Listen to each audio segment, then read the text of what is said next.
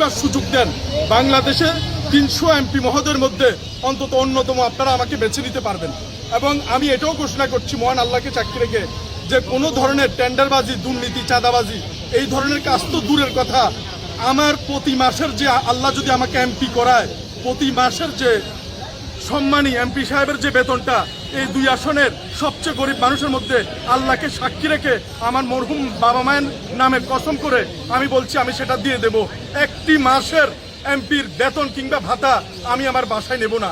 আমি আমার ঘর এখনো করিনি, যতদিন পর্যন্ত কবিরহাট কোম্পানিগঞ্জের কোনো মানুষ গৃহহীন থাকবে একজন এমপি হিসেবে আমি ঘর করব না। এবং বাংলাদেশের স্বাধীনতার পর থেকে এখনো পর্যন্ত রাস্তার পচা গলা বেওয়ারিশ মানুষদের একটি বেওয়ারিশ হাসপাতাল, মেডিকেল কলেজ কিংবা স্থাপনা কিছুই হয়নি। সরকার কিংবা বেসরকারিভাবে কেউ এগিয়ে আসেনি। সব তেলের মাথায় শুধু তেল দিতে আসে, কোনো গ্রুপ অফ কোম্পানিও এগিয়ে আসে নাই। এই নোয়াখালীতে কথা দিয়ে যাচ্ছি, সংসদ থেকে পদত্যাগ করে চলে আসব, আর না হলে এই বাংলার মাটিতে বেওয়ারিশদের জন্য, সারা বাংলাদেশের বেওয়ারিশ মানুষদের জন্য একটি বেওয়ারিশ মেডিকেল কলেজ স্থাপন করে ছাড়বো ইনশাআল্লাহ।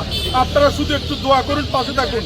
আওয়ামী লীগ, জামাত, বিএনপি, জাসদ, বাসদ, এনসিপি সবাই আমার ভাই, সবাইকে আমি ভালোবাসি, কারোর সাথে আমার দ্বিমত নাই, প্রত্যেকের জন্য দোয়া করি। কিন্তু আওয়ামী লীগ, বিএনপি, জাসদ, এনসিপি কেউ যদি এই একটা আসন নাও পায় ওনাদের কিচ্ছু আসে যায় না, তারা সংস্কার গঠন করতে পারবে।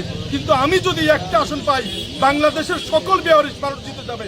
বাংলাদেশের সকল রিক্সাওয়ালা, ভ্যানগাড়িওয়ালা, ঠেলাগাড়িওয়ালা তাদের একজন প্রতিনিধি, সকল প্রবাসী ভাই আপনাদের মনের কথা বলার জন্য একটা মানুষ অন্তত এই মহান সংসদে দাঁড়িয়ে কথা বলতে পারবে।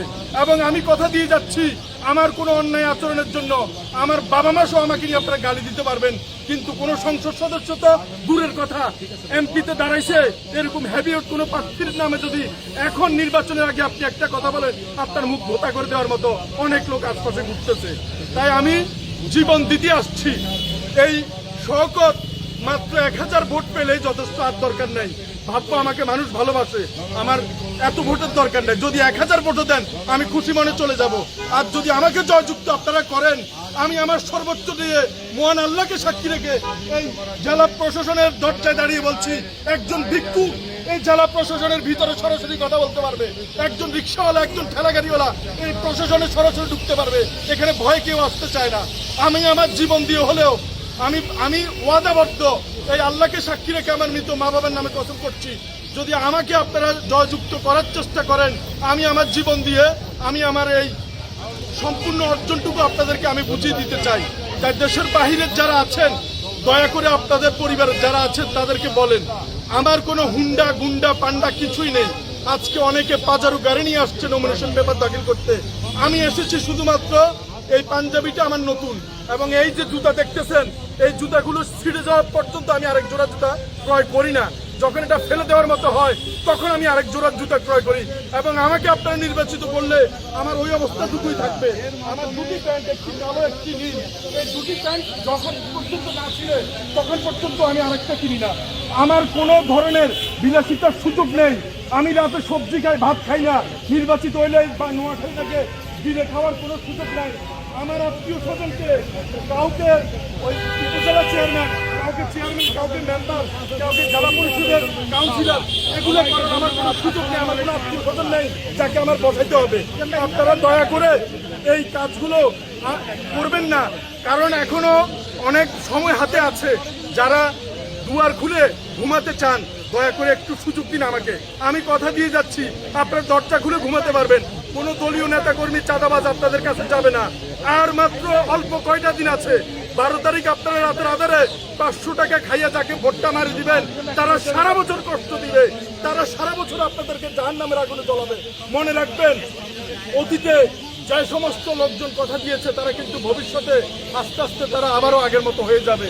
কারণ আগে অনেকে আমরা দেখেছি আওয়ামী লীগ, বিএনপি, জামাত, জাসদ, বাসদ যারা ডিম চুরি করতো তারা মুরগি চুরির আশায় বসে আছে।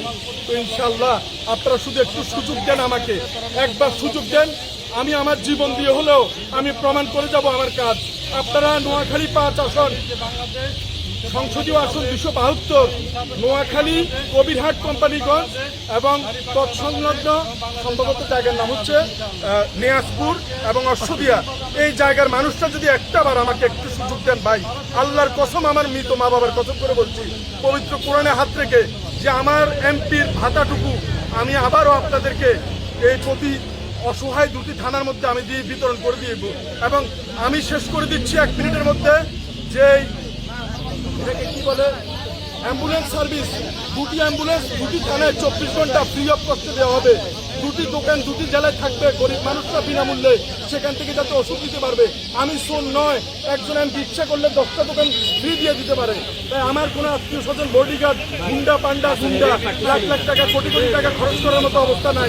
তাই দয়া করে যদি রাস্তার মানুষগুলোকে জিতাতে চান, বেয়ারিশ মানুষগুলোকে জিতাতে চান, তাহলে আপনারা আমার প্রতি এই আস্থাটুকু রাখবেন।